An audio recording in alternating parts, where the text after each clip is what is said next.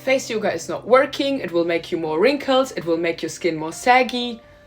Is this really true? Let's think about it for a second. We all know that exercising your body has a lot of benefits for your body. But what about the face? When it comes to the face, we only put topically cream on here, and in reality we have over 50 muscles in our face, and this is the only area in our body where the skin is directly attached to the muscle. So when we work out the muscle, we make the muscle more plumper, therefore the skin, which is directly attached to the muscle, becomes also more plumper and lifts. But of course you can do also sometimes more harm than good if you don't do the right techniques. Therefore, it is super important to trust someone who knows what they are talking about when it comes to face yoga and not do random videos of YouTube or any other social media platform. The key here is to relax the muscles which are usually overused, which is for example our masseter muscle or our frowning muscles right here, and engage the muscles we are barely using, for example the under eye muscle or even sometimes the area around the mouth.